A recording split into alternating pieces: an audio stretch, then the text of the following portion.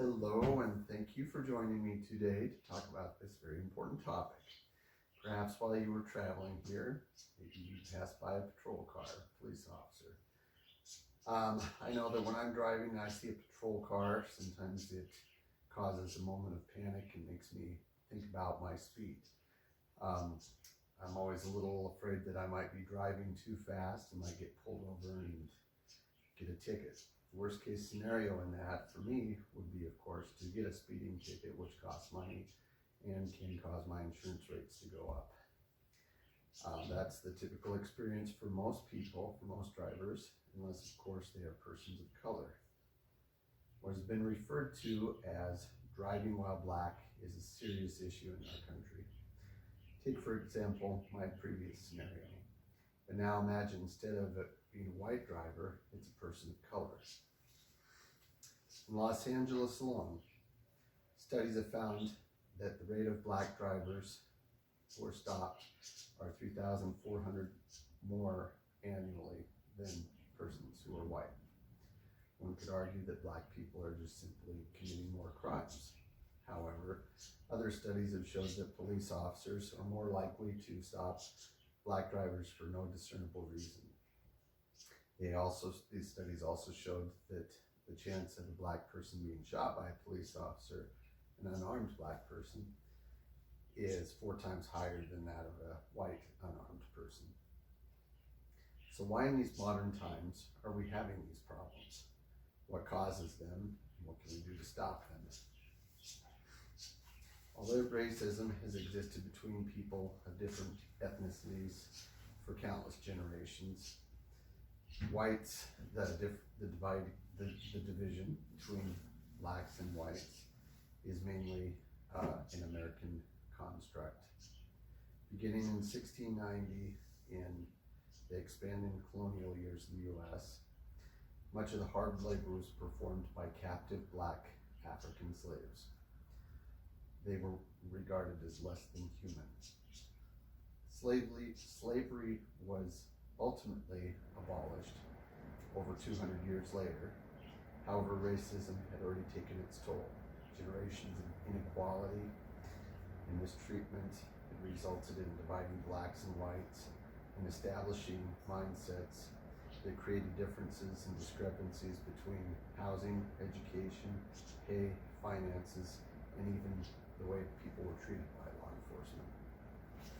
The civil rights movement of the 1960s helped end segregation and began balancing scales of social equality.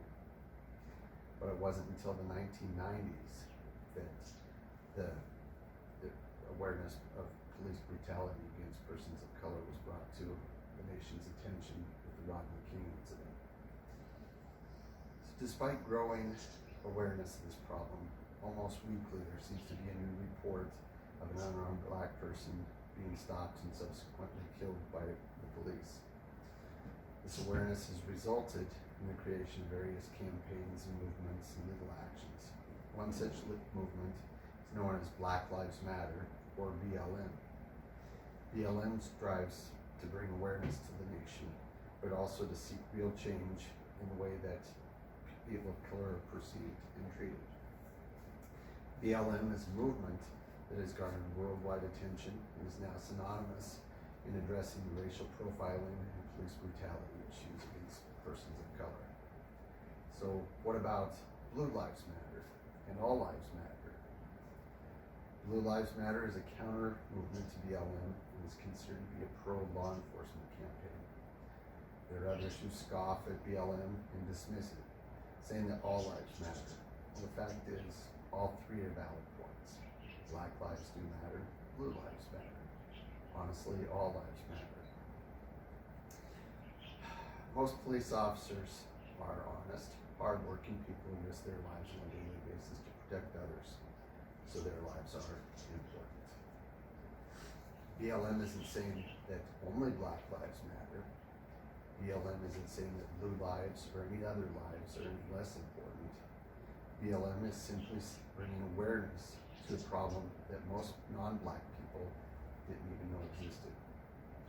BLM isn't an us against them ideology, but it's a unified effort of concerned people of all colors to rise up and say that we need change and to put an end to these problems once and for all.